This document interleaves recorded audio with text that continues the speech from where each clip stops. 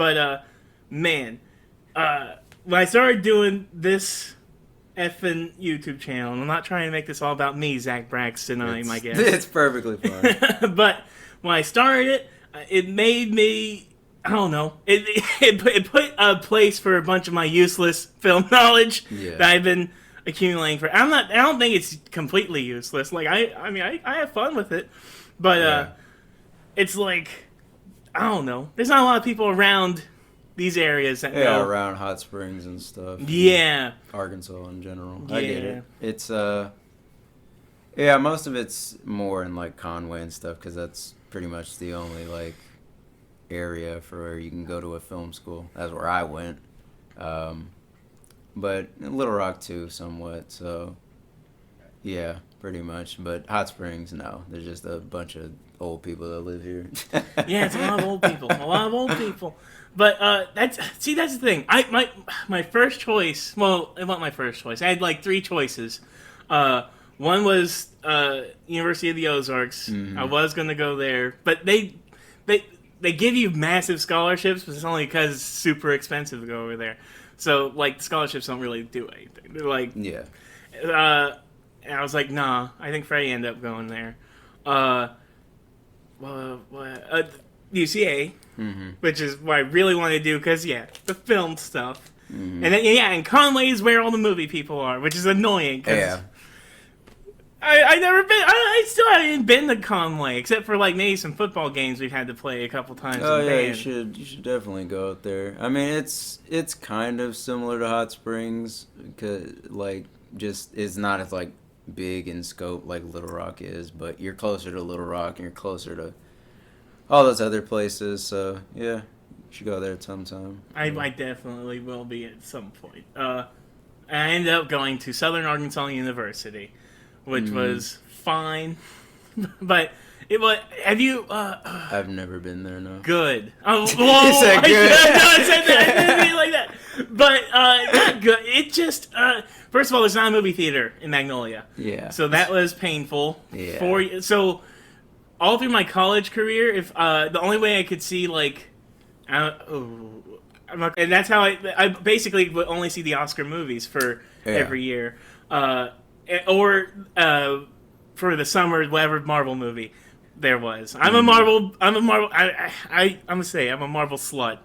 I'm a slutty Marvel slut. But I will tell you though, when I was in middle school, and that was like my first wave of like just ingesting movies and just watching all the movies I could watch. That was when I was like, a superhero movie will never be my favorite movie. Never, ever, ever. I was trying to be... You were trying to be what? How old were you at this point? I was probably like 10, 11, 12-ish. Okay, I was like, that's like around the 14 where you're just like, man, all this sucks. I hate all these movies, man. I'm going to be... You're kind of like in this pretentious area where you're just like, man, I don't like any of this. And like, well, I liked it, but I've never... Like, I would not... It wasn't even about me just admitting I would like it. I was fine admitting I liked the movies, but I was just like, it would be impossible for any of these movies to truly be like my favorite movie of all time. Which I do have a mental list of those. I'm not going to go through them all. But at first, it was Secondhand Lions. That was my first ever favorite movie. Have you seen that movie? I don't even know what that is. Dude, it's a good movie. I don't think I own it, but it has Haley Joel Osment, Michael Caine, and Robert Duvall. And Robert Duvall and Michael Caine, they're like old grandpas, and Haley Joel Osment has to live with them, and they buy like a lion. It's a whole thing. Okay. But it's cool. It gets fantastical in a way. But it is very much a character-y type movie. Like, these guys are hanging out on a farm, and the emotions run rampant, whatever. After that, it was 127 Hours. Which is... Yeah, that's James Franco, right? Yeah, which we don't talk about him anymore. But I still love Danny Boyle. I play with switching 127 Hours out now, which is not necessarily number 2 anymore, or number 1 as it was at one point. But with Steve Jobs, Danny Boyle, Steve Jobs. Yeah. Because that's a good movie. Yeah. I think it's underrated. I've seen that, yeah. It's good. let's Yeah. get here. Let's get into here. What are we getting into? I know I'm a little frantic. Who are your what you like? What do you enjoy? Period. Right, that's a very vague question. I know it. I'll do what you did. Growing up, my dad always used to take me to movies and stuff. So we would. The earliest memory I think I have of a movie, I'm pretty sure it was Wallace and Gromit, The Curse of the Were-Rabbit. That's Okay. one of the things I remember the earliest memories of because I still have the poster at my old house. So that was a very early memory that I have. Also, funny enough, Men in Black 2, but Oh wow, Man in Black 2. yeah, that's a whole thing. I just remember we watched that movie so religiously, me and my brother, when we were younger, and we'd take it on trips with us and stuff. And I watched it recently. Can I swear on this? Yeah, you say whatever you want. It fucking sucks ass. Like, that movie is dog shit. I mean, Jesus Christ. Oh my God, I don't want to go on a tangent, but I have to. Go ahead. I have to say something about this. That movie is so bad. As in comparison with the first Men in Black, which I feel like, I mean, it's like a classic. Like, it's a blockbuster. It's a sci-fi blockbuster that works because of the straight man and the funny man kind of dynamic that Will Smith and Tommy Lee Jones have. And the second movie just kind of throws that all out the window and it's like, let's just make a bunch of pop culture references and put in Who Let the Dogs Out and like just all this just garbage. I'm just like, oh my God, this is just so and I figured out originally what they wanted to do was I can't remember the actress's name, but the actress who played Agent L, they were gonna put her in the next movie, but they said that she was too difficult to work with because she's the main girl in Dogma. And it's not. Oh no, yeah, I remember. I know exactly Yeah. who you're talking about. I just don't remember her name. Yeah. But the main lady in main Dogma. lady, I know. yeah. I remember Dogma. I can't remember her name off the top, but yeah, she was originally supposed to be the second film, but they cut her out because they wanted Tommy Lee Jones because it's Tommy Lee Jones. And then they erase his memory at the end of the first movie, and it's like they spend 30 minutes trying to get his memory back. So it's like, why are we wasting all this time? And I'm just like, it's so disappointing. And then I watched Men in Black 3 recently again. So All right, pause just real quick. All right. Pause this. Okay, so yes, Man in Black 3. What do you think about it? Well, I had watched Men in Black 3 in theaters back when it came out. I remember that as well. What did I think about it? So this was my rewatch. Because I was like, Jesus Christ, that was like 12 years ago.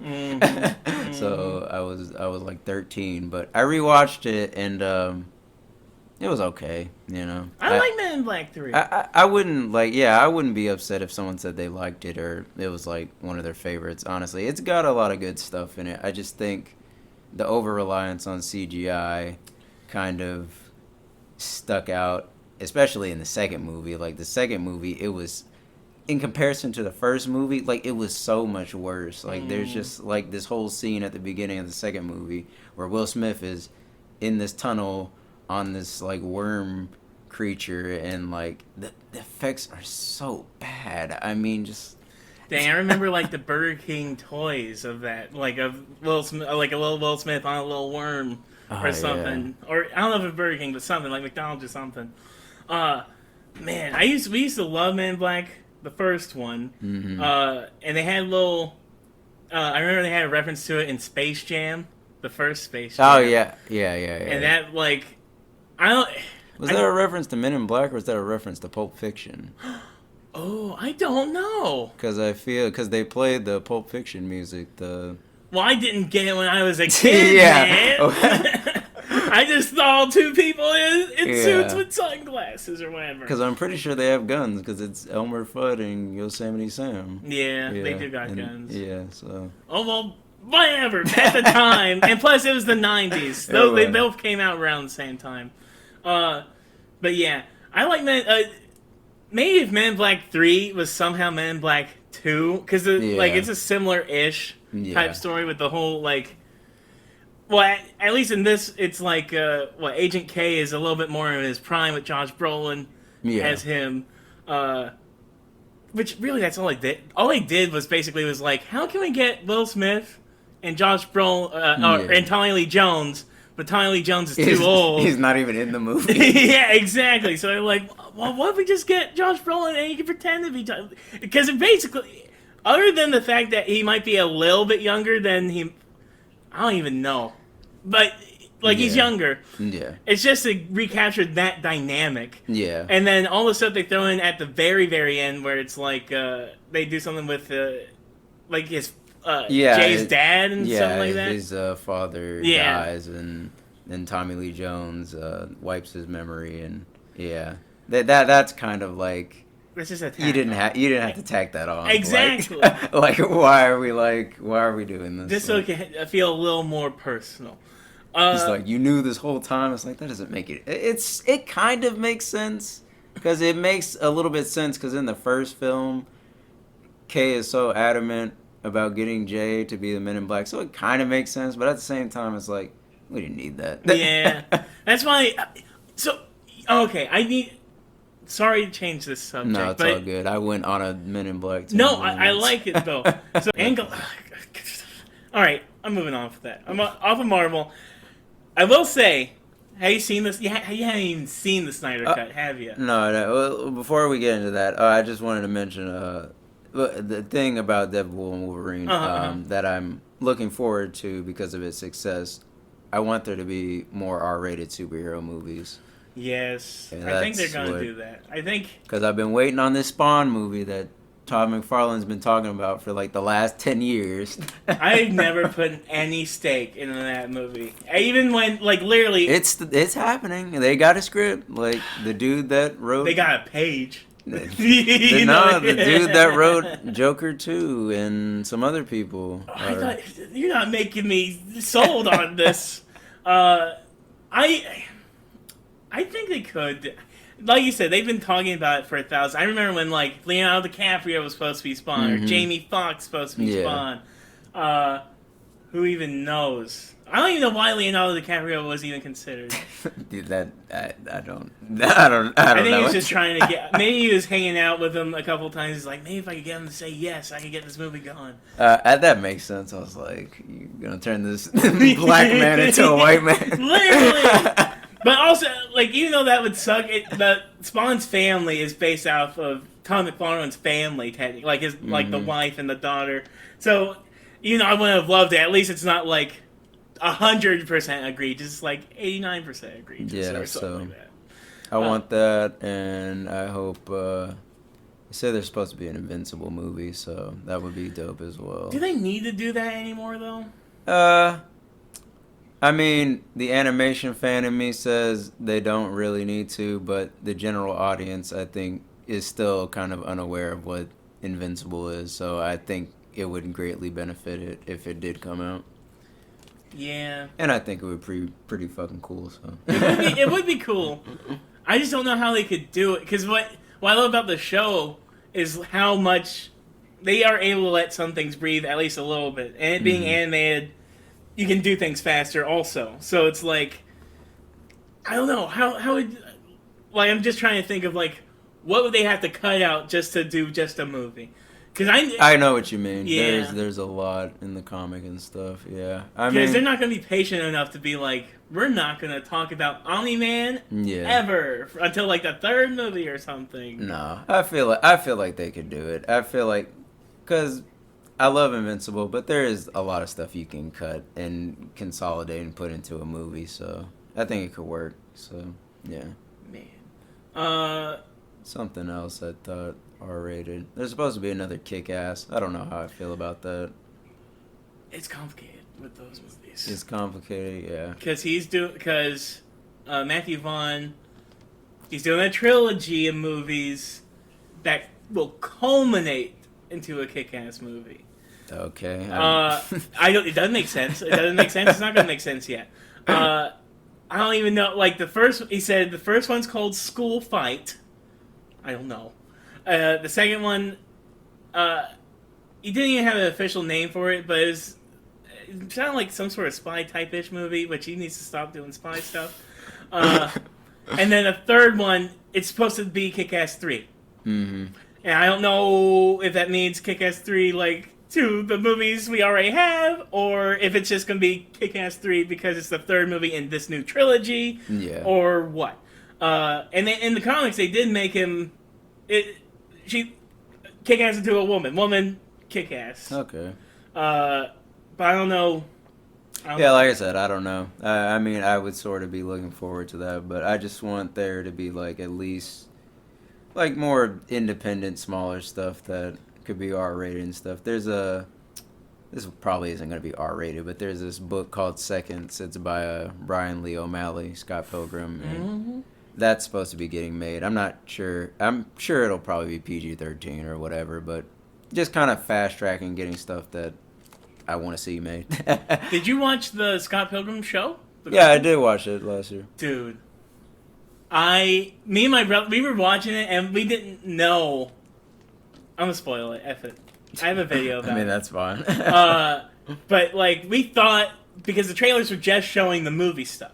And so we thought it's just gonna be the movie again. Yeah. As a show. And then the end of the first episode. Yeah, I know. It's not that at all. It's a sequel. Yeah. Which was what a lot of people were upset about, which I find really odd. I don't know. I don't know. I don't understand why I'd want to see a retelling of something that I've seen multiple times. That's exact. But you know what's so funny? Me and my brother, at the end of that first episode, we both came away with that different feeling. Like, I was like, "Oh, interesting," and he was like, "Oh no," because my he's not a fan of surprises. I love a surprise. I love being sold one thing and then given something else if it's good. If it sucks, it's something else. Exactly. But that's such a weird thing. It's like, why do you want the same thing over and over again? You know what's going to happen. Exactly. You've seen it before. We were sitting there watching the first episode, which is, for the most part, beat for beat the movie. Mm-hmm. But we were like, man, the movie did this in 5 minutes. It's taking 20 minutes. We were just nitpicking. All we were doing is nitpicking what made the movie better than the show or whatever. But once it forced us to stop having that conversation, then it was like, okay, this is interesting. And I actually loved the structure of it too, and the way it actually gives you more time with each and every one of the characters. Exactly. And also, like, all the little nitpicks people had about, like, Scott and Ramona ever since the movie came out, or even when those books were out, like, the toxicness of them. Yeah. They actually explore and explain all that. Yeah. And I'm like, man, I want kids to watch this so they can see it. Because I remember when we watched Scott Pilgrim the movie the first time, me and my brother and my cousins, we were like, this is funny, but I would never want to know Scott as a person ever. Mm-hmm. And, it just sort of falls into that similar-ish thing where some people will, just because you like it doesn't mean you gotta necessarily like the character as, a whole person. But even then, I feel like at the end of the movie, that all that kind of gets resolved. I mean, a lot of people, everyone has their, like, baggage, like, even in the comics and everything, it's like none of them are supposed to be good people. That's the whole point. Like, I don't know. I guess media literacy is all-time low or something. Oh, yes, it is. It is. It most definitely is. I don't even know if I would consider myself media literate until I went into college for mass media. Okay. So if I wasn't media literate before, I'm more media literate. Media literate now. I don't even know if media literate. I think literate is also. Literate is another issue. Yes, it sucks. Like, how do you even tell? Like, you can't tell old people how to use technology because they get now we're going to social issue. All right, let's try to let's not. No, not really. That podcast. That podcast could go on for hours. But no, it's just like the internet's getting crazy. That's all it is. It's all it is. All right, but man, Who's your favorite canceled person? That's a good idea. I don't know how to answer that question. I'll throw one out. I like Kevin Spacey. Oh my! He's a great actor. He's a terrible person and a monster who posts a video every Christmas. For what reason? I don't know.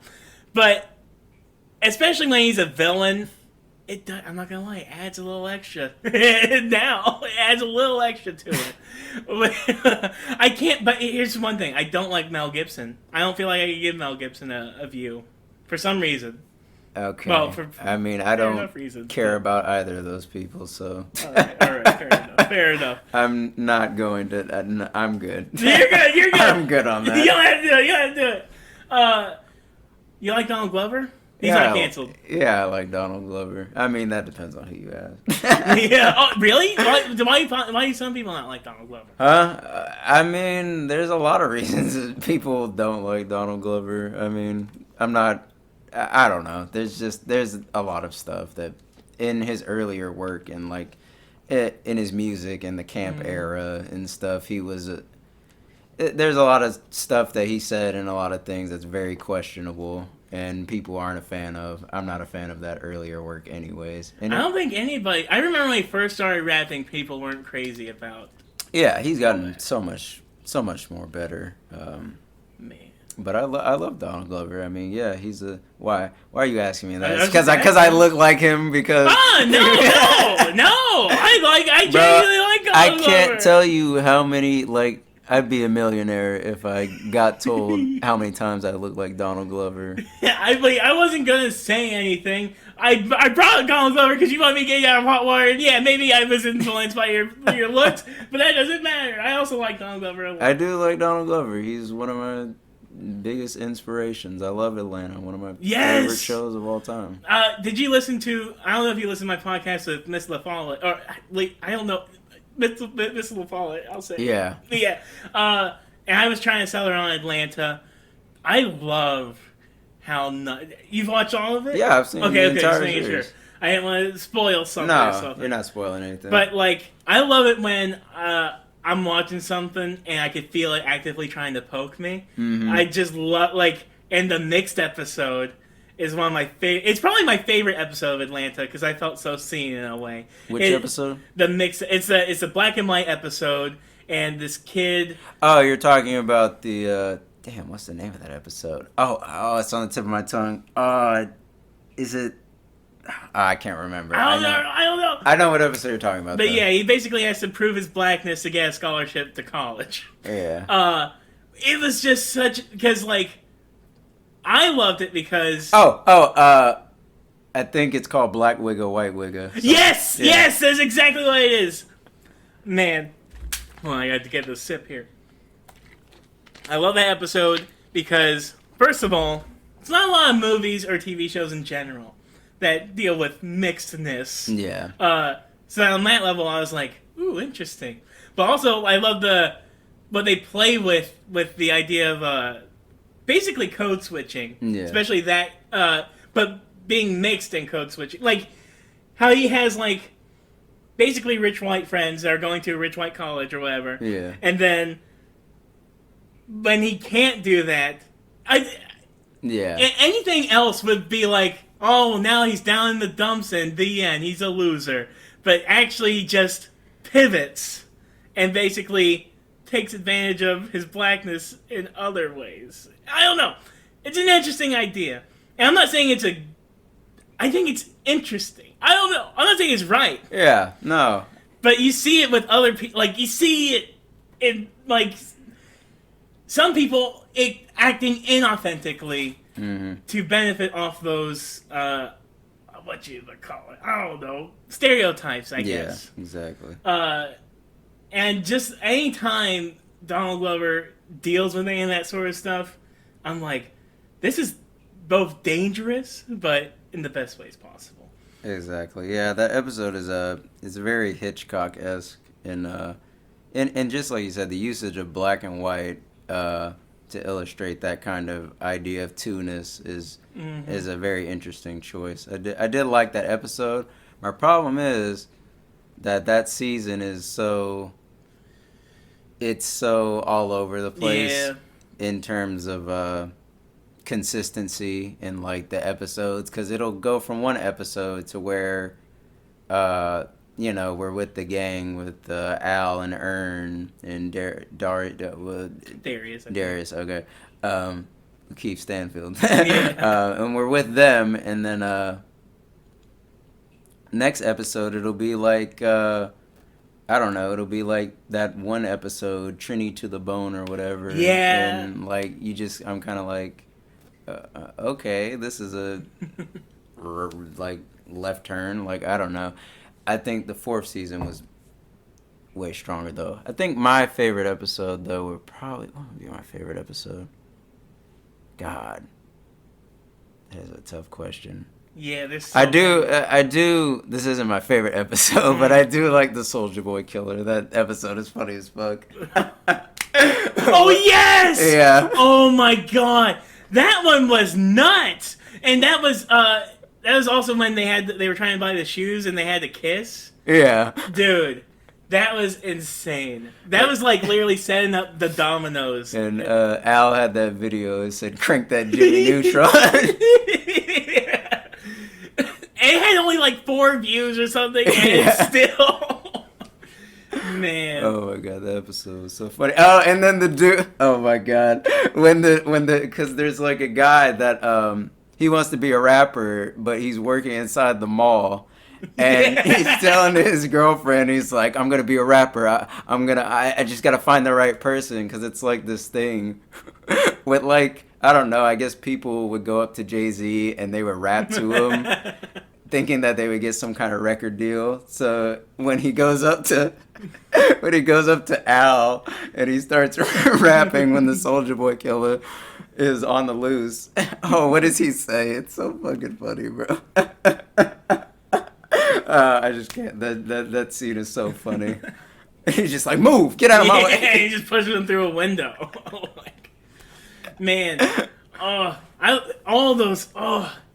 There's gold and all, but it's funny that you think season 3 is the weakest. I was missing the anthology episodes in season 4. I was like, oh wait, we're not gonna get any. Which actually you do get one more in season 4 with the goof. The goof who sat by the door. Yes. Yeah. That episode was nuts. That episode is great. Oh my god! And did you watch Swarm? I did watch Swarm. Yeah. That Swarm basically takes that concept from that episode and then blows it up to a show. Yeah. Because like when with the Goofy movie one, I was like, this isn't real, is it? But then at one point I was like, wait, is this real? And then by the end I'm like, okay, I know. Oh, you thought it was real for a second? Yes! Yes, I thought it was real, bro. Dude, because it was shot so like. I knew it was Atlanta. I know I'm sitting here watching Atlanta. But just like they double, triple, quadruple down on the bit. That I'm like they're playing normal documentary type music. They're doing like the normal talking head type shots. They're showing, and they do this in Swarm too, because they have like a whole episode where they are like, well, this is the true story about everything. And then they even cast like fake versions of I think that's where it really got me.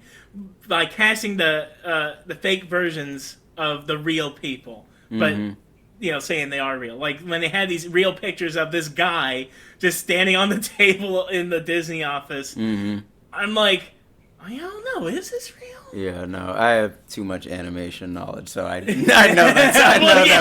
that wasn't real. I was like, but it was still an interesting thing for them. And even like like they had like that meme like you live like this? Oh yeah, that. I was like, no way. Like the more facts and fake facts, I was like, and also like I do know a very little bit about the making of the Goofy movie, and just like how they would incorporate like Powerline or give reasons as to why certain things in the Goofy movie were a thing, and it's like wow. And also I think a lot of black people do claim a Goofy movie as like a black movie. I mean, yeah. I mean, it's like the closest thing in the '90s Renaissance Disney that we can identify with, that and The Lion King. Yeah. Dang, it's true. Yeah, because Oh my god, I didn't even think about that. yeah, because it's like Princess and the Frog was 2009, so Man, that is nuts. I didn't even think about that. I'm literally Rolodexing all. I'm like, oh dang, dang. yeah, because I mean, there are people like Eddie Murphy is Mushu in Mulan, and Eartha Kitt is Yzma in Emperor's New Groove. So there's a they might have voiced. and James Earl Jones as Mufasa. Right. So there are people here and there, but yeah, as like a wholly black movie, yeah, the Goofy movie is probably the closest thing. Yeah. Man, it is interesting. It is interesting. Funnily enough, I went to California earlier this year to go watch the Goofy movie. It was at Quentin Tarantino's New Beverly Cinema. Yeah. F you. That is pretty cool though. So you went to his. Oh my! You went to his theater. Yeah, I went there. Wow! And he was playing the Goofy movie. Yeah, it was the Goofy movie and Bebe's Kids. They were playing back to back double feature. Wow! Yeah. Interesting. Ah, I'm jealous now. F you. I'm mad. Also, that was the first night. And then they were playing True Romance and Bonnie and Clyde the other night. Oh wow! It was Valentine's Day, so. Oh. Yeah. Man, but do you have a favorite Tarantino? Favorite Tarantino. God, I go back and forth. God. Let's just say it's a tie between Django, Kill Bill, and Once Upon a Time in Hollywood. And fucking Pulp Fiction. I mean, like... You can say Pulp Fiction. And I'm not going to judge you to say Pulp Fiction. No, I'm just like... Just the way that... It's like that Citizen Kane thing where it's like, how can you say this is the greatest movie or whatever? It's like, bro, because the movie is fucking great. Like, what do you want me to say? Like, I get that people think it's talked to death or whatever, but I'm just like, it's that good of a movie. Like... and I go back and I learn more about it. Like there's this artist, I believe his name is George Harriman. Don't quote me on that, but he did this comic called Crazy Cat. He's a very interesting character in his own because he is biracial as well, and he used his biracialness. He hid it and was able to write comics back in like early 1900s, and he wrote this comic called Crazy Cat, and it's basically, I guess, kind of like Tom and Jerry a little bit. It's kind of that aspect. So, but the reason why I bring that up is because Jules is wearing a shirt after the blue shirt that he's wearing after they Phil Lamar gets shot and shot Marvin in the Marvin, face. Yeah. And he's wearing that shirt, and I learned about that, and I'm like, oh, holy shit, like it's just crazy. And like I don't know, just like the Speed Racer shirt and all these different like things that you notice through rewatching the movie and stuff. Yeah, when me and my brother first saw Pulp Fiction, we were like, whoa, what? Like it was when we first started being like noticing the writing. Like there's a lot of movies where they especially try to put and that's the point of a movie, like show don't tell and all that.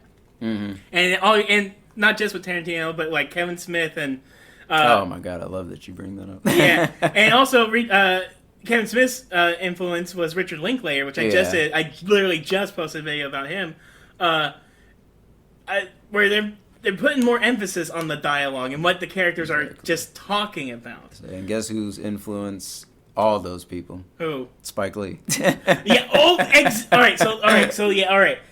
I will admit, I hate to admit it. I've only seen like 3 Spike Lee movies. Okay. And I don't want to tell you. I mean, he has a. It's Spike Lee. He's got a lot. Yeah. They're not all good. One of those 3, unfortunately, is his old boy. Oh. And I saw that one first. I saw that old boy first before Wait, you saw that Old Boy before you saw the original? Yeah. Okay. Which, Yeah. I mean, the original's still cool. Yeah. But the twist, obviously, is a big deal. Yeah, it is. But I just saw Do the Right Thing 2 years ago. Mm-hmm. And I loved it. I say I saw 3, I saw 2.5. I saw the first half of the 25th hour. Okay, I haven't seen that. Oh, it's good. It has Ed Norton in it. And a bunch of people. Yeah. I've seen a lot of his movies. You should watch Malcolm X. That's probably... I'm going to do an episode on Spike Lee one day, for sure. The film that I'm talking about that has really inspired all those people was She's Gotta Have It. That's Spike Lee's. It's his... I'd say it's his first film. He had the Joe's Bed-Stuy, We Cut Heads, or whatever that movie. That was his film thesis that at NYU that he got nominated an Oscar for. Oh, wow. And then he made She's Gotta Have It, and that was made on like a shoestring budget, and it's got some stuff that doesn't hold up, but I think it's a great movie. I'm definitely going to be watching. First of all, Miss LaFollette. I'm only saying Miss LaFollette to you. I would say Leah. I'm gonna say Leah. Okay. I don't know. I feel weird. I don't know what to do. But she mentioned the show of She's Gotta Have It. Yeah. Which I've also heard great things about. Yeah. So I do want. I'm gonna watch both. Yeah. And I'm definitely gonna be watching more Spike Lee because I like his voice. I like the way his characters speak, and just I love the big racist scene that it goes viral every couple of years in Do the Right Thing. Where it's basically just everybody cursing out the camera and saying every slur they could say. Yeah. But I actually really love that scene. I still love that scene. I still think it holds up. I actually think that scene is necessary for like today. Yeah. Because not to go on a big old Do the Right Thing tangent, but that's the whole thesis of the movie. Because even though they basically all hate each other and it's a summer that sucks and everything kind of sucks. At the end, when Rayo Rahim, spoilers, dies, they all are upset about it. Yeah. It's just a good movie. It's a good movie. God dang it. It is. But I'm glad you brought up Kevin Smith because I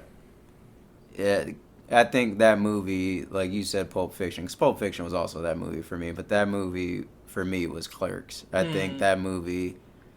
I think that is the movie that inspired me to want to become a filmmaker and want to become a writer. I think, like, being like 15 or 16, I had never seen something like that is that impactful. And I know I keep mentioning the aspect of low budget, but just like it feels like anyone can do this. Like, this isn't just something that only you have to go to Hollywood and be this big time. Like, he was in New Jersey. Like, he shot a film in New Jersey maxed out a bunch of credit cards and shot a film that is great. It's, I don't know, it's one of my favorite films ever. Like, yes, and there's I did a thing on Richard Linklater recently, and Kevin Smith brings up Richard Linklater's Slacker. Yeah. Religiously. He brings it up probably every time he does any interview ever. Yeah. And I recently watched Slacker. Mm-hmm. That movie, have you seen that ever? Yeah, I've seen Slacker. Oh, man. I didn't love it. But I love Richard Linklater, though. Yeah. I love Dazed and Confused. That's one of my favorite movies. Never seen it. You've never seen Dazed and Confused? I say it in my video, too. I said I didn't watch it. And you know what's funny? For my Richard Linklater video, I went to the library. I grabbed like 6 or 10. I saw it on the shelf. I said, nope. You sound like literally I remember when I was in film school, it wasn't Dazed and Confused, but when we had watched Fast Times at Ridgemont High, because it was like a feminist queer cinema kind of course, and I was the only person that had seen Fast Times at Ridgemont High. Like, I watched that movie when I was like 15. Like, and I was the only person that raised my hand. I was like, y'all coming to film school not watching Fast Times at Ridgemont High? Listen here. Here's the thing. I do buck against certain I mean, not that I hate the idea of like, oh, don't you dare put Dazed and Confused in front of me, but I am starting to buck against. You don't have to watch every classic movie there is, I'm not trying to think I'm high and mighty for it, but there are so many film fans that feel so high and mighty because they're like, I've seen all these which I love. I love old movies. I'm not even the person who's like, I can't watch them. I have friends that are like, I won't watch a movie older than 1995, and I look down on them. I trust me. I love all film, but with Dazed and Confused specifically, that is such a movie, especially early in college. Everybody's like, man, have you seen Dazed and Confused? Shut the fudge up. I know enough about Dazed and Confused, and based on the people who asked me if I've seen Dazed and Confused, I'm like, I know why you like it. That means I don't need to watch it. Yeah. Now, I will say I will watch it one day. I will.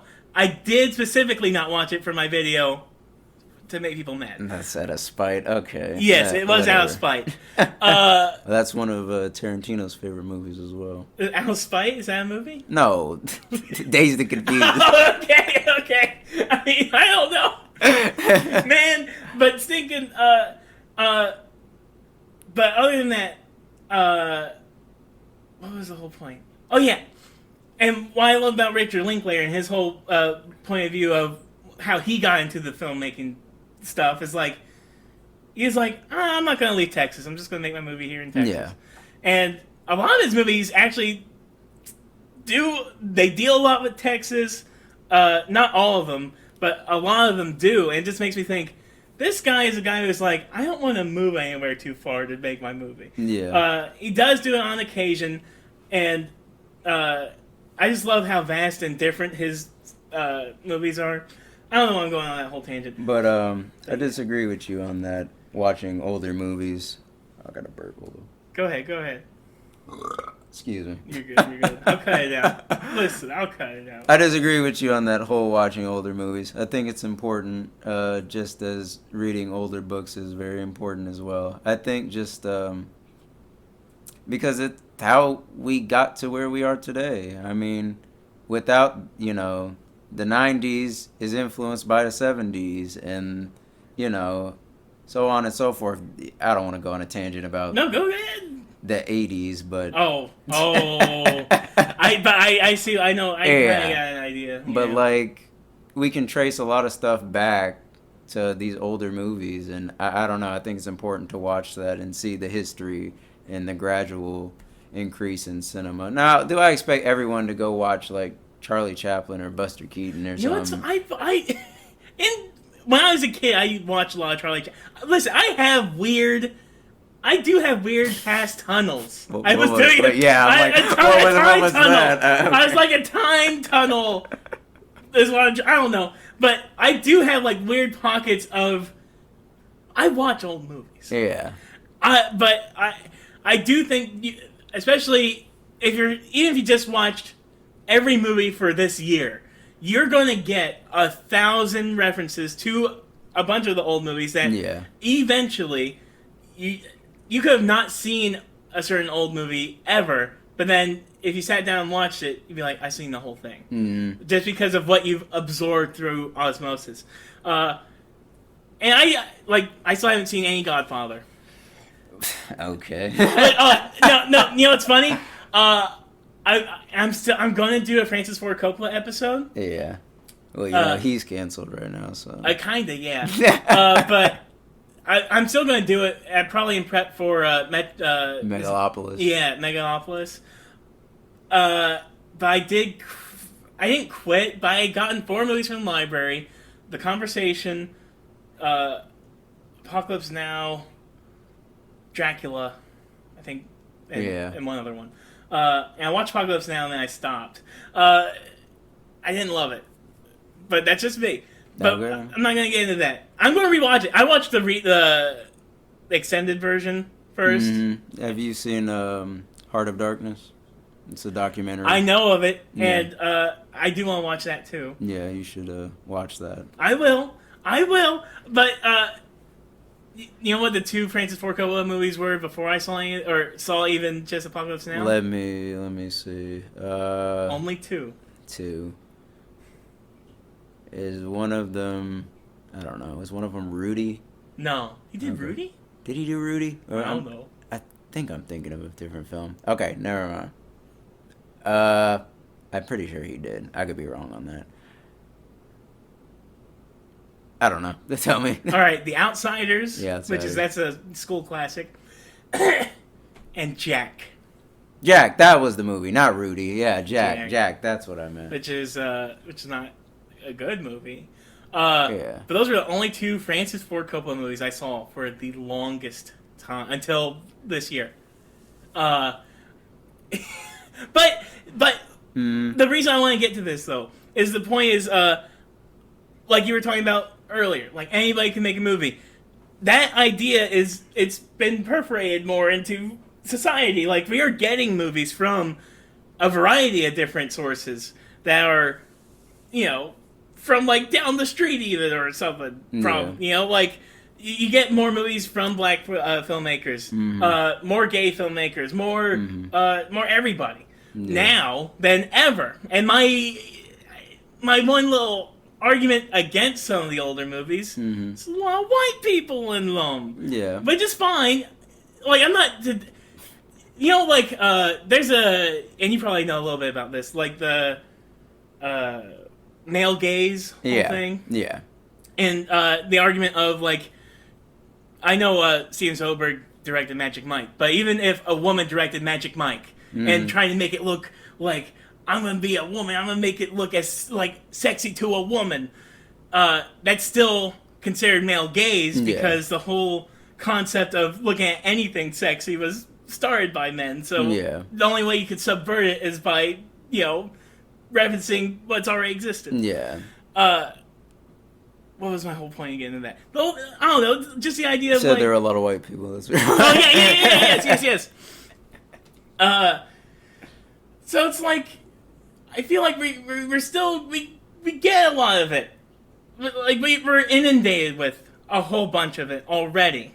I think especially now, with how much internet is coursing through everybody's veins, I don't know. I'm not saying we don't have to engage in older stuff, but I do think if you aren't doing it, I don't know. I'm still of two minds. I think you gotta be a little more intentional with it if you're going to watch old stuff. Maybe that's just me. I think you should do your history. That's what I think. I do. I don't mean you specifically. I'm just talking about people in general. You'll find something that you like that'll speak to you, and there's always something out there. Oh man, I miss VHS. I don't really. I do. I miss touching them. But I don't want to watch a VHS really. I got you. Maybe if it was like I do think some movies like now, like there was a time where I was like only Blu-ray all the time forever. Now if it's like a movie that's past a certain point, like past like say 1995, I'll get the DVD because sometimes those DVDs will be better than like some of these 4K transfers. Oh yeah, like the Matrix and stuff. They have done so much stuff to the Matrix. I don't even know what the original movie is anymore. Seriously, like with all the greens and the grays, and I'm like, what was the original? Because I don't even know what mattered to me at the first time I saw it. I'm like, I don't have to know anymore. Oh, have you seen? I Saw the TV Glow. No, I haven't seen that yet. Yeah, I've heard good things about that too. Yeah, do you like David Lynch? He didn't direct it. He didn't direct it. But no comment. Oh, funny, sir. Listen here. Okay, I've been going on this tangent because I think I've been telling people my regrets of jumping into Twin Peaks because I watched Twin Peaks. I've seen both. I've seen the whole show. But definitely, like, you watch first two seasons of Twin Peaks, it's like, okay, that's a show. Then there's that movie, Fire Walk with Me, which actually, that movie is amazing. That's a David Lynch movie. It's a Twin Peaks, which it sucks. You need the show knowledge to watch. But it's actually, like, a pretty involved story about, like, the dark sides of incest in a way. The PTSD type ideas about it. Like, being molested by your father type stuff. Spoilers for Twin Peaks. I'm sorry. Yeah, I haven't watched it. Look, I'm not saying it's fun to watch. That's not. But it's something I am very interested. Starting to get very interested in, is like when you get into like Twin Peaks: The Return, which is like 20 years later, 25 years later. When I watched that, I was like, dang it. I have to watch all of David Lynch's movies now. Like, it felt like an obligation that I have to do it. Mm-hmm. I'm not excited about doing it. But what I love about using love in a loose sense, his work is he does a lot to mess with your sense of time. Mm-hmm. He plays with your patience. Mm-hmm. And even if the story idea of getting to A to B could be done simpler, he will not make it simple. He's going to like show you weird, I can't even describe junk, and try to get you. But then at the end of the day, when you're sat down thinking about it, you're like, well, I guess they did a good job conveying that idea. Mm-hmm. It's just a lot. It's a lot. Yeah, I mean, what I'll say about David Lynch is he inspires a lot of filmmakers that I look up to, so that means a lot, so yeah. I can never recommend anything he's done to anybody. Just, like, I mean, maybe if I knew somebody who could handle it, but I don't know anybody who can handle it. I wouldn't ask anybody to. I would never be like, hey, you want to go watch Eraserhead for fun? Like, it's not really. Not that fun. But it hits hard. I think that's the thing. And obviously, because people love him so much. Drop some acid and watch Eraserhead. I would never do that. I would never do anything like that, ever. That sounds like a nightmare. That sounds like purposely driving yourself insane. Literally. David Lynch, he tries to play in his subconscious a lot. And that's why I feel like I have to watch all of his. I have to watch all of his movies and then rewatch season 3 of Twin Peaks because of how much it all crosses over. It all crosses over into everything. All of his movies are pretty much all of his work. It's like I don't even want to call it a cinematic universe, but basically is in a way. Even Dune. Yeah. Okay. Yeah. It's weird, but yeah. Because that's when he first deals with Kyle MacLachlan, I think. I don't know for sure, don't quote me. I think so. And Kyle MacLachlan is very much like, I feel like he's like David Lynch's muse in a way. Like, inspires how he does everything. And there's stuff in that Dune movie, it shows up in Twin Peaks. David Lynch, was he hating on Denis Villeneuve's Dune? He was like, I'll never watch that. I was like, bro, you're a hater. Man, I don't think he's a hater. I think I know it reminds him of a time he probably doesn't want to look back at, but like, I don't know. Those movies are fucking good. Yeah, so. They're good. And also what sucks is like those new Dunes, they're heavily influenced by that movie, that OG Dune movie. Like there's a lot of like just imagery, like they could have interpreted it any other way, but they decided to do it like, oh, we want you to kind of think about David Lynch just doing a little bit, and at least get some of the older people into the seats. Because that's my second favorite movie. It was my first favorite movie, and then I watched The People's Joker. Of this year, Dune 2? Dune 2, that's my second favorite right now. Man, of this year... It'll probably all change by the end of the year, but... Man. Yeah. I don't know why my favorites is... I think I Saw TV Glow is probably my favorite this year just because I brought it up a bunch. Mm-hmm. But I don't know. It's been a little bit of a lackluster year. Well, yeah, that's because of the strikes and stuff. Yeah, so. Yeah. I think next year and pretty much the next couple of years are probably going to be pretty massive. Oh hell yeah! There's a Matt Stone and Trey Parker movie coming out next year. Oh, so, yeah. Okay. And guess who's got Kendrick Lamar? No way! Yeah, dude, that. How? I can sort of explain it. Do it, yes. So, there's an episode of South Park where they use Kendrick's Humble. I'm pretty sure that was the first, like, interaction. I forget the exact episode. I believe it's, like, I think it's like one of those "they took our jobs" episodes, and I think they like the people come in, and like one of the guys is like an Alexa or something in the episode, and he sings Kendrick Lamar's "Humble." I sound insane describing this, by the way.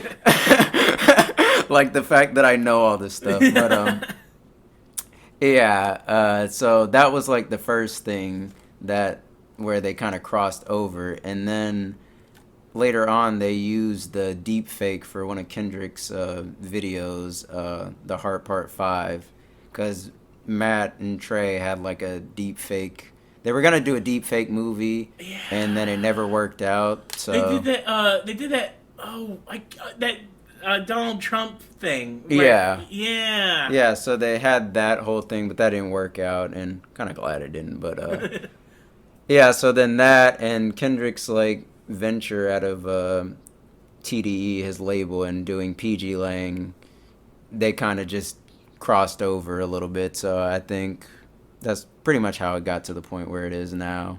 Dude. And now Kendrick is like out of the stratosphere with notoriety. So man, serious. So I'll tell you a little bit about this.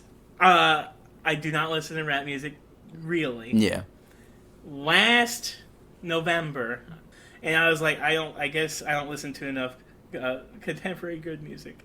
So I listened to more. Okay. I listened to Kendrick Lamar and J. Cole. Mm-hmm. Specific. I set out a net of just rap music in general. I didn't really know what to look for. Yeah. But on my Spotify, I would be liking like Kendrick Lamar, J. Cole, and some of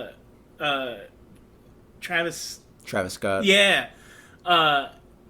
And then, of course, the beef happens. Beef happened. I was effing elated. I was, especially at first when it was like J. Cole, like when he was slightly involved at first.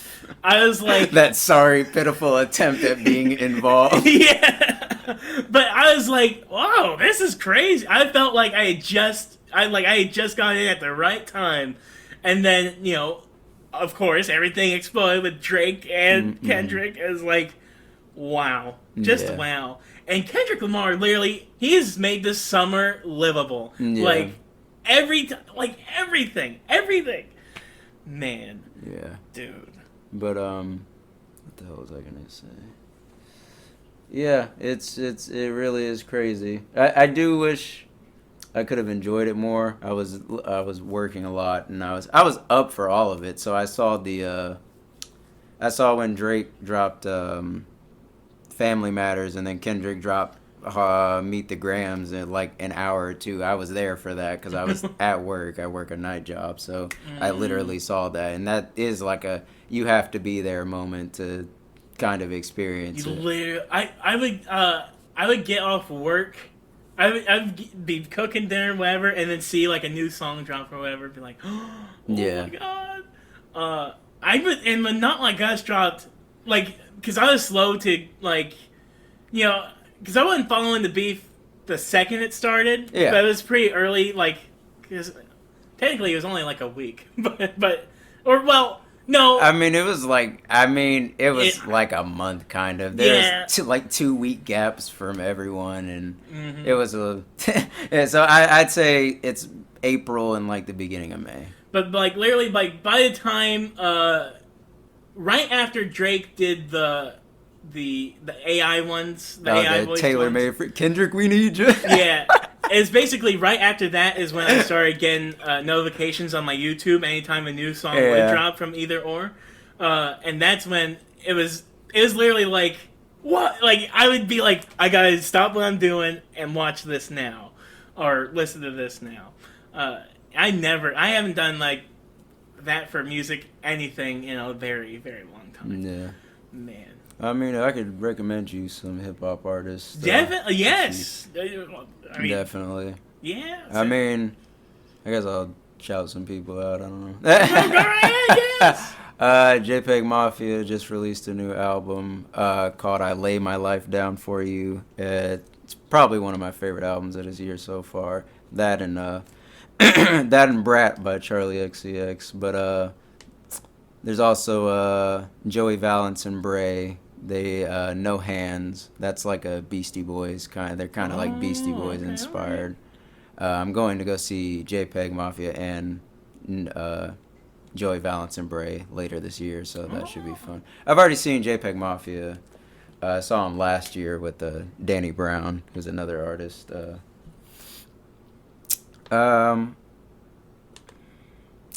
There's some other albums. Those are really off the top of my head. Most of the other stuff isn't hip hop related.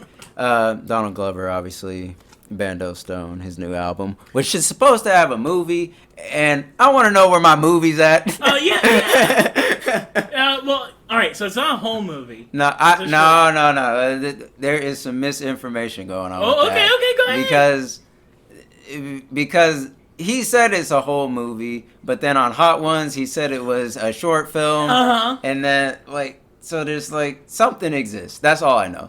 Something exists, and I want to see that. I don't know. I remember when the trailer dropped. I didn't know what it was. Yeah. I was like, "What is this? Is this a movie?" I was hoping it was a full length movie. Because I think it's gonna be a short film, but it's gonna be an hour or something. That's what I believe. He did something similar that it's on Amazon. They did with Rihanna for. Oh, you're talking about Island. What the hell is it called? Yeah. That thing. Yeah. And I liked some of it. There's a great "This Is America" alt video in that. Well, I can't say I prefer it because the actual video is iconic, but it's better. Really good though. Yeah.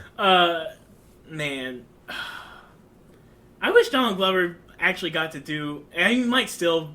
Nobody knows with Disney, but for you're talking about the Lando. It's a movie now. Oh, is it? Yeah, it's a movie now. I hope they do. Him and his brother are supposed to be writing it. If they actually let them write it, I don't know. Do you think they'll do that?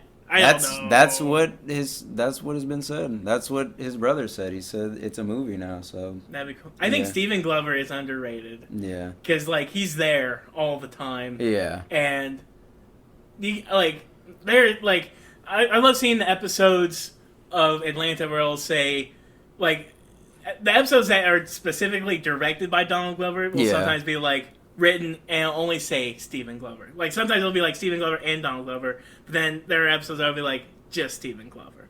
I'm that's cool. I don't know. Exactly. I think I might have some more artists. Kill Bill and Rav, they have a new album called Keep the Change. I saw them 2 years ago in Nashville. It's kind of best way I can describe it, I guess, is kind of anime-centric, gaming-centric samples and rap, stuff like that. So they just dropped an album. They sample Hatsune Miku on one of the songs, and that's the best song on the album. Oh, wait. I do want to make you mad, real quick. You want to make me mad? A little. And I'm not saying all right, look. I feel like you're bracing for anger already. I don't know. Anime. Let's get into this. Okay, well, let me finish my shout-outs. Keep shouting. Alright, Denzel Curry has a new album, Mischievous Kings of the South. And that's pretty much all in the hip-hop. Chris Patrick has an album. And there's this artist called Win. She's great. She doesn't have an album out right now, but she has a single. So, yeah, a lot of great hip-hop out there right now. Just not looking for it. So look for it. There's also some great albums. I'm still bumping that. No pun intended. I'm bumping that Charlie XCX. So. Why does that sound familiar to me? Did you, not that you just mentioned him. Yeah. But I feel like I have heard of him before. Has he done anything? Ooh, Charlie XCX? Yeah. That's a woman. Alright, well, whatever. But, I don't know. She was on Fancy with Iggy Azalea. She was the chorus for that song. And but she has a big album out right now called Brat, and it's really good. Interesting. You mentioned it, yes, but now I'm you said it enough times I was visualizing the word. I'm I think I've read it somewhere. That's basically how I can. Wow, I'm not getting it. I see words basically. Yeah. In Well, my there's head. a. Have you seen the? It's just the album title is like a green screen, and then it just says "Brat" on the cover. Let me show you. Man, I'm very like I don't know. You are an old man though, so I am very much an old man. shouldn't expect you to have. I mean, look, I like music. I don't listen. It's like explaining as my dad. That's pretty good. Yeah, it's really good. She makes great music, but yeah, there's a lot of other great albums too. Jack White just released an album, but yeah. Yeah, I know, Jack. I do like the White Stripes. Yeah. I like music, Yeah. but I like most of my music taste is from movies. So Okay. very rarely am I following an artist, unless for some reason I manage to hear 2 or 3 songs. I'm like, oh, I like 2 or 3 songs from that same artist, and then I'll do a deep dive into their albums or whatever. Yeah. So did you watch Fight Club and then you heard the Pixies and you're like, I gotta check out the Pixies? Yes, and for a long time, for a long time, I would say that song could never be in any other anything ever. But I love the show called The Leftovers. Yeah.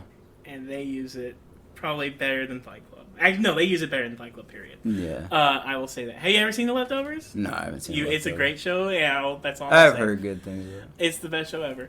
No. It used to be my favorite show of all time, and it still technically is. Okay. But, yeah, I went to see the Pixies last month. yeah, I know, which made me upset. Oh, yeah, that's right. Yeah. Yeah. But I like it, but like I like Hey. Yeah. But I got that from the Suicide Squad.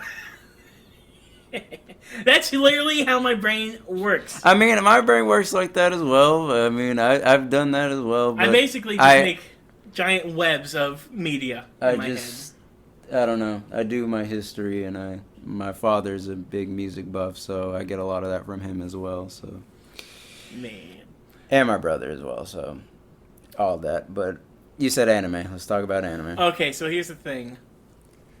I'm not a hater. Okay. There was a time I was classified as a hater. I'm not a hater because I have enjoyed some anime. When I say some, I mean My Hero Academia because my brother made me watch it. That's the one. I love it. And it got good. Listen, season... it took until season 4 where I could admit and say I like watching this show. And around season 6, I think it's like season... Whatever the last season was, whatever it's on right now. The last season, I was like, this is a good show. Not just a good anime. I was like, this is a show that is like going off on all cylinders right now. But I will not lie, I do have some I'm not against it. I'm not actively like, I will never watch anime. I just have a bunch of other things I'd rather watch. It's more like how it is. I'm just surprised that is the... Well, superheroes. Superheroes, okay. And that was my brother's end for me. Okay. Like each show, I've seen the first season of My Hero. Attack on Titan. Yeah. I don't like. I will one day have to watch the entire show because I'm not gonna say anything, but you need to continue watching Attack on Titan. I have to. I don't want to sound like a pretentious douche or anything. The greatest story ever told? No, nothing like that. But it's like it. When I recommend something to people, like you just have to believe it. Like it's not like a fake out where it's like you might not like it. That may be your cup of tea. That's fine. But like I just think, in terms of storytelling, I think it's one of the best anime to do that. But My Hero, that's Have you watched? Did you watch that? I dropped it. Like, you dropped it? Yeah, I dropped that back in like 2018. Why? Man. Anime. This is getting into anime talk now. The first 2 seasons, or the first, because I was not like I was already. It was anime. I was already at a negative. Like I don't know if I even want to watch this at all. But I always bring stuff, especially when we were in college. I would bring stuff to watch with my dad and brother, and my brother would be like, "Well, now we're watching some anime," and it's like, "Okay, I guess." But it got me in pretty early with the humor because they make like the way they make fun of the lead kid Deku. Yeah. Sometimes I thought was very funny. Like he's such a nerd that he'll just start crying just because he hyped himself up too much. Yeah. I thought that was fun, but do you care about spoilers? I've seen very far until the last thing I remember is the social media guy. I can't remember. Gentle Criminal? Yeah, him. He's my favorite villain. That's the last thing I remember. That, or I don't remember which comes first, but the whole Shigaraki backstory thing. That was around where I already know. Like, I literally read the ending. It just ended, so don't I'm not gonna say anything. But so there's a part where I'm spoiled. Now I'm gonna spoil. But you say you read the ending. But what I loved about this last season is because they kind of did like a.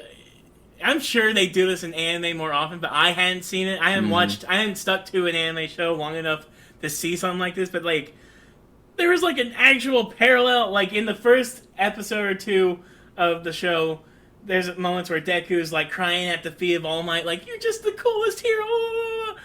And later in like season 6, there's a point where All Might is trying to convince Deku to do something, to basically get out of his little sadness rut or whatever. And he's like, "You don't understand." And then All Might gets on his knees, and he's like, and he starts crying. He's like, "You're the best hero there is, kid." And right there, I was like, bravo. I literally wanted to stand up and clap. I wanted to salute. Salute the troops. Yeah, literally. It was just like, I assume stuff like that happens in anime, like callbacks and all this stuff, but I had never watched enough episodes, because there's like 20-something episodes per season.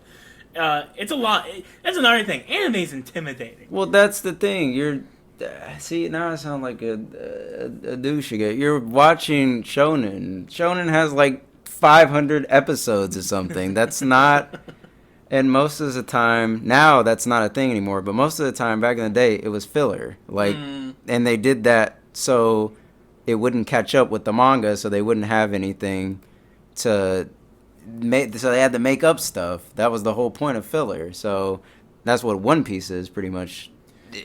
And they weave it into the anime, so it's unavoidable. Right. So that's the thing with My Hero, is like they don't have to do that because they take seasons and take breaks off of the show. So I don't know. I gave up on My Hero. I just couldn't stick with it anymore. It started to get repetitive for me, honestly. What's your favorite? Do you have a favorite anime? Like, yeah. What's your favorite? Like you're like, man. Cowboy Bebop. I do want to watch that one day. There was in college I had access to it, and I lost access to it. That's all I'll say about that. But I do, because Ryan Johnson loves Cowboy Bebop, and is do you know who Ryan Johnson is? Yes, I know Ryan Johnson. Knives Out, Brick, Star Wars. Not just which I love The Last Jedi. Let's not get into Star Wars. Yeah, let's don't. I agree. A lot of people. I agree. Let's just get off it. Let's go back to anime. but stinking. So that's why I would want to watch Cowboy Bebop. There's another show I'm trying to get.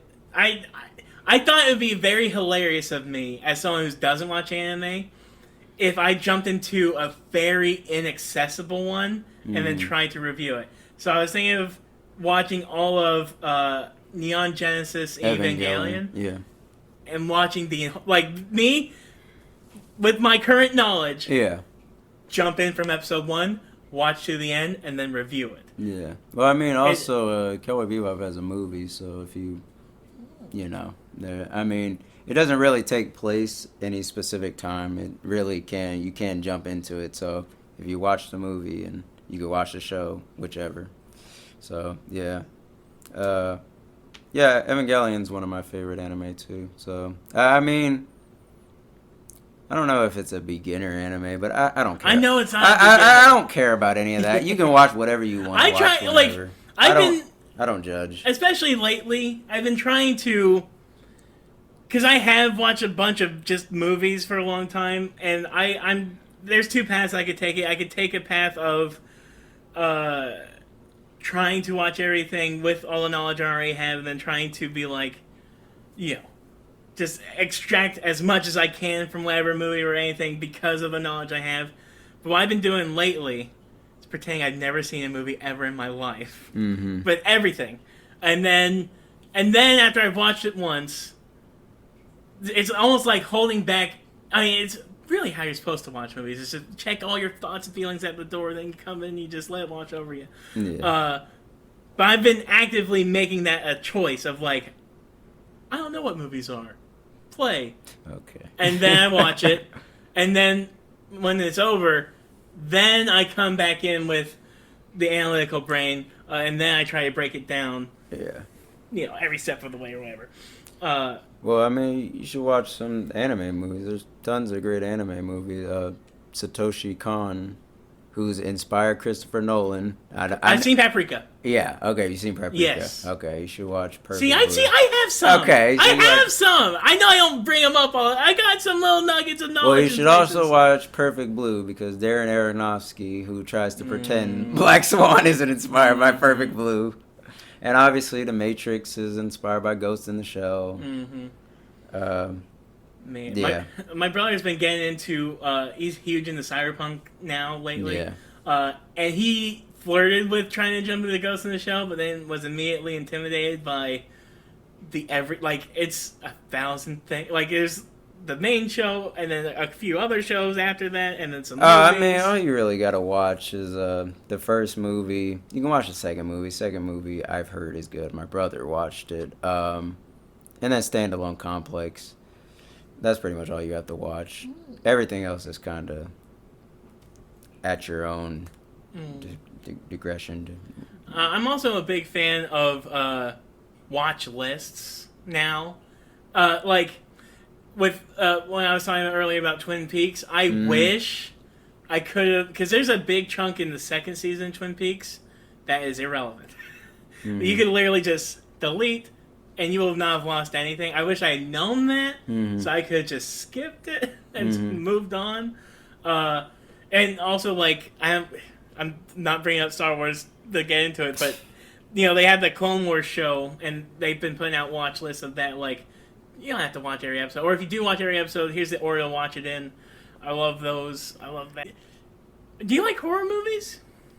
I'm a horror guy, yeah. You like... Because some people don't like horror movies. My brother doesn't. Evil Dead, yeah. Yes! It's yeah! probably my favorite.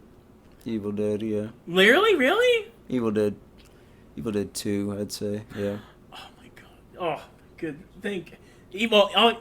Well, as I mentioned before, Sam Raimi is what got me into movies at all, period. Me and my brother were kids playing with toys, Spider-Man toys, and we would use their VHSs like walls, and we would just throw them into the VHSs, and then we'd put a bunch of baby powder all over them, pretend it's brick dust, and basically like the end of the first Spider-Man movie when they're just in that warehouse and they're like fighting. But I had like the Spider-Man VHS and Army of Darkness, the director's cut, and I was just looking at them, and I looked at the back and saw that they were both directed by Sam Raimi. Yeah. And that's when it unlocked my brain. Unlocked your neurons. Yeah, it was like, people? People make a movie. Like, it didn't make sense. Like, why is there a name at the bottom of this box? And why is it on both of these boxes that don't look like they should be related? Yeah. I watched the first Evil Dead when I was like 8 years old. Yeah. I've noticed you've watched a lot of movies when I was a child. Yeah. That's the thing. So I got into movies. You might get that water. Yeah, go ahead, yeah. Because it's starting to get a little stuffy. Yeah, I know, I'm feeling it. But yeah, that's the thing. I got into movies really young. My parents didn't really care about they cared about nudity, which is weird because if you look at Evil Dead, it's pretty effed up. Yeah. Especially the first one. And there's a little nudity during the tree rape scene, which I'm going to do a video soon about the gender dynamics of Evil Dead, the first Evil Dead, Mm-hmm. because it's really interesting. Because like they're a group of teenagers. You break it down, 3 girls, 2 guys. Mm-hmm. One of the girls is the guy's sister, and of the 2 guys, one guy's a tough guy, the other guy's a little bit of a wuss. Yeah. I just think it's very interesting how, and the idea that Ash's sister is the one who gets tree raped. That's not a nice way of saying it, but and while also she's kind of like the 5th wheel. I don't know. There's like some interesting I dynamics get in what you mean. there. I mean, yeah, that's the 80s for you. And the fact that she gets Well, possessed. 79. Yeah, it's 79 or 78, something like that. But the fact that she gets possessed and kicks off the terror, and basically the women in general terrorize the men in the movie.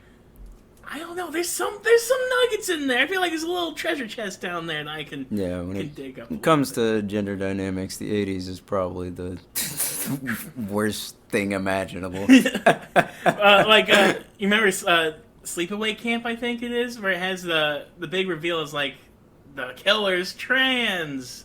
Dun, dun, dun. Oh, I didn't know that. I've heard of that movie, but I didn't know that. No. Yeah, like the image is pretty scary because like I don't know, it's some elaborate twist. Like basically, the person you thought was a woman, well, she has a weenie, but like it starts with her face and then it pulls back, and the twist is penis. Dun, dun, dun. I think it literally goes like it ends very very soon after that. That sounds terrible. Yeah, it's not. I mean, it was. That's another thing that's interesting. I was listening to a podcast not that long ago talking about the Silence of the Lambs and whether or not it's like a good movie for trans people or a bad movie for trans people, and they had a trans person on talking about it. So they wanted a bunch of people talking out of their butts like I am currently. The idea of representation and what people see and how that factors into it. Like, you think of, especially with Silence of the Lambs, like, well, it is a negative portrayal of a trans person, but also it's a trans person at all, and they talk about it. Yeah. So it's like... I know what you mean. It's like for black people, too. It's exactly. It's like, well, if it wasn't there at all, you wouldn't have the conversation. And what matters is the conversation. Exactly. So, yeah, I think it's very interesting. All of that. And that's why I like when... And that's why I stress now more about, like... different people from different backgrounds making movies these days. Yeah. And that's why I saw TV Glow 1,000 years ago, because that's very much a trans allegory movie. Yeah, I've heard and that. It even made me rethink of The Matrix. Yeah, that I've heard that is a very common. Yeah, that like, people are starting to look back. Like, because a couple of years ago when The Matrix Resurrections came out, one of the Wachowskis was doing an interview talking about how it was a trans allegory and how people were just starting to think about it that way. And man, I think it's just crazy. Yeah. And there are some people who are like, nuh-uh. But how can you? Well, I mean, it was made by trans women. Exactly. So it's like, well, what are you gonna say? And that's the stuff that's really getting interesting to me these days. Is how much, like you're talking about how the wrong people might like claim Fight Club or whatever. Yeah. It's like we were talking about even with the media literacy-ness of it. Yeah. It's like, how can... The whole point of the stupid movies, period, is to make the medicine fun to eat. It's like, learn your lessons, but also have a fun story tied to it. And also sell you a bunch of junk half the time. Yeah. But it's just interesting how some people could get the wrong... Like, watch the same thing, but get the wrong message, and then use it to destroy the world. It's like, god dang it. Well, like, I don't even, like, when I watch Fight Club, I've never thought about it as, like, these guys are right, and they're doing the Lord's work, or whatever. Yeah. Man, it's just, I don't know, it's interesting. I'm getting hot in here. Yeah. Well, I think something that, I watched Magnolia, not recently, but it's like, geez, I don't even remember when that was. Sometime beginning of this year or last year, and that has like a lot of what's the word I'm looking for? A lot of connection to the stuff that's happening now in the world, and kind of similar to Fight Club and all that stuff. Because Tom Cruise in that movie is like he's like one of those what did I say it, like pickup artist kind of guys and stuff in that movie. And I was really caught off guard, and I was really surprised by that. I was like, wow. I was like, this is very relevant today, and I was just surprised that.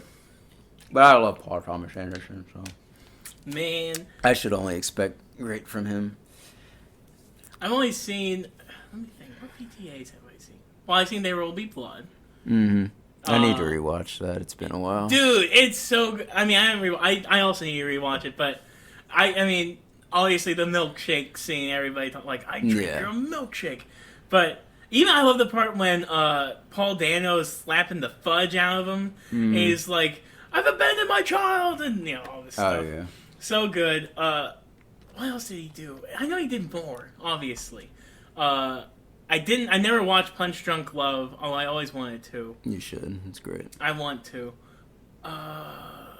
He didn't do Mother, did he? No, that's a different. No, that's Aronofsky. That's Darren Aronofsky. I get them two confused a bunch. I think because I was watching like their movies at the same time. They came around. They came onto the scene around the same time as well. So yeah, did Boogie Nights, which is one of my favorite movies. Yeah. Boogie Nights is a classic, and I probably watched that way too young. Okay. Me and Jacob watched that too. Like Jacob's a year younger than me, so yeah, I love the things that he knows that. I now know he probably shouldn't know, but he only knows it because he grew up next to me watching it. But Boogie Nights is good. Like, I don't know if they can make that movie today, but they should try. I don't know. There was a movie recently that actually did kind of feel Boogie Nights-y. You mean, I think I know what you're talking about. You mean Red Rocket? It's an A24 film. No. No, I haven't not seen that. it, but I haven't seen it, but I've heard it's a similar kind of a premise. Man, I feel like it was a movie I saw this year. I saw this year. But that doesn't mean it's a new movie. It just means I saw it this year. I don't effing know. But man, it's been... have you seen that movie there? Talk to me on the... Oh, no. No? No.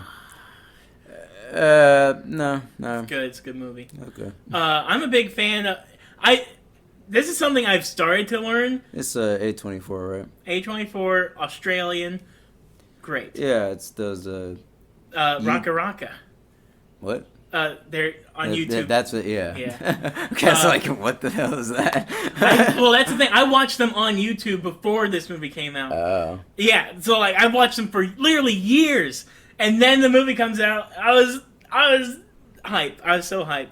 And what's crazy is the movie is not. It's like, it's not anything like they did on YouTube. Like on YouTube, they did like cool actiony fight scene stuff, and this movie is like a dark allegory about social media and drugs and all that stuff.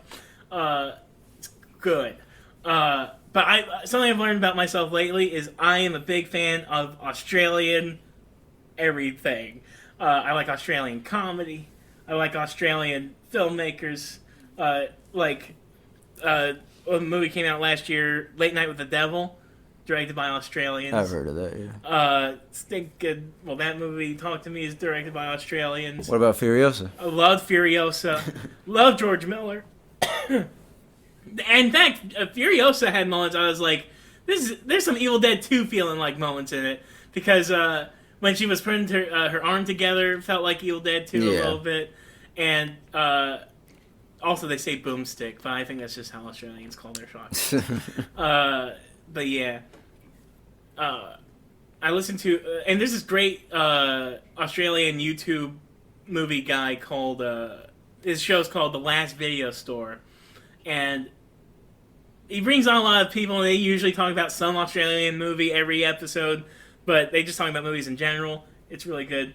But, and there's this comedy group named Auntie Donna. I don't know if you've heard of them. No, I Probably haven't. not. But they're good. They're very fun if you like absurd, dumb, stupid comedy. Auntie Donna. And they have YouTube channels. They have a show on Netflix that was only 6 episodes that came out a few years ago. But it was good. Yeah. Movies. Yeah. I mean... Oh, what'd you think of the second Spider-Verse? I love it. It's probably the best film of last year. Do you like it more or less than the first movie? That's hard. It is hard. I can't answer that, honestly. I really like them both equally. The only problem with the second movie is it's not a wholly complete story. Oh, here they go. Which, that's why... No, listen. That's what my brother would say. And his voice comes out of me sometimes. I mean, Empire Strikes Back. I mean... Yeah, seriously. But also, like, for me, I think it just depends on where you place... your point of view of the story in the movie. Like, for me, in the second Spider-Verse movie, the structure points all involve Gwen and Miles. Yeah. And if you break it up that way, the structure lines itself up a little bit better, where if you just look at it as, oh no, what's going to happen to Miles? What is he going to do? Then it does feel like, oh well. But if you look at it well, where's Gwen, where is Miles, and where are they in relation to each other emotionally and even just physically, literally, it all sort of plays out in a way that I think is fulfilling. And the animation, obviously, it's inarguable. It's next level future junk. Yeah. Like, my eyes, I thought they were going to melt out of my brain while I was watching. I was like, whoa! I thought I was going to be petrified. I've seen it twice, but I saw it in theaters first. And then I watched it in Walmart with the sound off. Because I was waiting to get my oil changed. And I was like, I might as well they had it playing on the TVs. And I'm like, I might as well just watch it. Oh my God. And it was still good without the sound. You can literally pause any moment of it, print it out, hang it up on the wall. Any moment. Literally. It's that gorgeous, man. Oh. But also, the first Spider-Verse movie... I would call it Back to the Future perfect. Yeah. Like, and it should, especially because it's a stupid movie with like 5 different Spider-Men in it, it shouldn't be like that tight. But because it is so complicated, they had to make it that tight. Like, every scene has a purpose. It leads into the next scene. Like, anytime I start Into the Spider-Verse, it's like, well, the next hour and a half is gone. It might as well just poof because I've watched the whole thing. Yeah. Is there any way to get this light on my face? Well, you should have said something earlier, man. It was just there to be fancy. Okay, thank you. I saw it there in your glasses, but I was like, well, he ain't saying anything, so I don't know if it matters or not. But yeah. Have you heard of a movie called Cellular from back in the day? No, I don't know what that is. I'm just going to show it to you just because I've been looking at it. Oh, take a look. It has Chris Evans in it, Kate Basinger, William H. Macy, Jason Statham. This movie, this is one of those movies that I say you definitely can't do today because the technology doesn't work that way. This is when cell phones were first coming out. And so this movie is almost like a commercial for cell phones. And basically this woman gets kidnapped by Jason Statham, and she's stuck in an attic with a broken home phone. She hotwires it and randomly picks up Chris Evans, and Chris Evans has to basically work with her over the phone trying to get her saved. It's a good movie. Is this the movie? What movie is that? Isn't there a movie where someone's in a payphone or something? Oh, that's that movie's called. I think that literally might be called Pay. It can't be called Payphone. No. But no, that movie's a different movie. That movie's directed by Joel Schumacher with Colin Farrell. I watched that a couple of years ago. Also, I know it is. It has something to do with a phone booth. Phone booth. Okay, phone booth. Yeah. I heard that. Of all places, I was recommended that on YouTube by a YouTuber named Philosophy Tube. I think she talked about it, and I was like, "Oh, interesting. I've never heard of this movie." Phone Booth, it's good. It's pretty good. I like Phone Booth. That was back when Colin Farrell still was trying to like be appreciated, and he still wasn't quite then. Mm-hmm. He's literally right now is when Colin Farrell is appreciated. He hasn't really been appreciated till now, pretty much. Yeah. Man, but yeah, that was directed by Joel Schumacher. He's the Penguin now. Yeah, he's the Penguin. Effin Penguin. I don't like how the show. There's a new show coming. And It's just called. I think it's called The Penguin. Yeah, it is. That's just a dumb title. I mean, I know it stars the Penguin. That's why I'm starting to hate with some of these superhero anythings. It's like, their name doesn't have to be the title of the movie.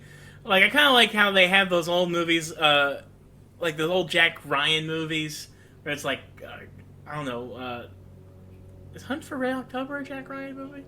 I don't know, but like a bunch of, it's a title, and it just so happens to have that character in it. Yeah. Now they're just like, effing Deadpool, or effing Spider-Man, and that's it. Why not Spider-Man does, like... Oh, you mean like the thing, like how James Gunn is making his Superman called Superman. Yeah, and that was originally going to be Superman Legacy, which I don't love that title either, but... I think that's much better than... Just Superman? Superman or whatever. Yeah, man, I just don't know what we're going to do, man. So, I am excited for James Gunn's Superman. Yeah. I'm a Superman stan, though. Yeah. There was a time where... it's never been cool to like Superman, really. But there was a time where I was excited for Superman, and it was back when Superman Returns was coming out. That's definitely not a time you want to like Superman. I saw that movie in theaters, and it was tiring, especially for a kid. It's a long, slow, boring movie. And see, if I didn't turn it off, it would stayed up probably. All right. Man, But yeah, especially with Kevin Spacey and the Bryan Singer-ness of it all, it's like, well, I don't know. Although I think this coming year, I am going to be doing a lot of Superman videos leading up to James Gunn's Superman. Yeah, I mean, I'll go watch that too. It does seem like it'll be interesting to say the least. and the costumes are good too. Because they have a lot of leaks of those costumes. I have to see it in action. I haven't really seen anything besides the reveal of the Superman, but I have to see it in action. I don't know. they're definitely going for a dad bod Superman. Like, I'm sure he's still muscly under there, but they're not doing anything to help him with the muscles poking out. Mm-hmm. But yeah, I'm excited. I just want a positive Superman again. Someone that I want to feel hope again, pretty much. I hope that this movie does it. What do you want to tell? What do you want to tell the world? I don't have to know. What do I want to tell the world? Go watch The People's Joker. I believe it comes out on Blu-ray August 12th. And it's already on VOD, so just type in The People's Joker. Yeah, go watch The People's Joker. That's pretty much it. Yeah, go to your local library. I found David Foster Wallace, Infinite Jest. I've been reading a lot of stuff by him lately. Man, I feel like I should have prepared something more smart when I brought you on. I should have had like a whole thing. We'll get there one day. All right. Do you want to come back again? You don't have to if you don't want to. Yeah, of course. All right, cool. Yeah, you see, I got it on record. You can't deny it now. No, it doesn't matter. I am soon going to be... I'm jumping into spooky season pretty much. Okay. I have a couple videos I want to do before... that I'm putting out basically in the first 2 weeks of August, but then in the last 2 weeks of August, I'm going to start doing some spooky stuff because... That's when teenagers can still go swimming and get stabbed. So So that's what I'm gonna do. All right. That's it. That's it. That's the Avatar Show. Like, subscribe. I don't really say that because I usually cut these up into little bits and then I put them out in as smaller videos. Yeah. Like that's probably what I'm gonna do. I'm still recording. I don't know. I done that. I mean, it's over. It's over. But yeah, that's basically what I do.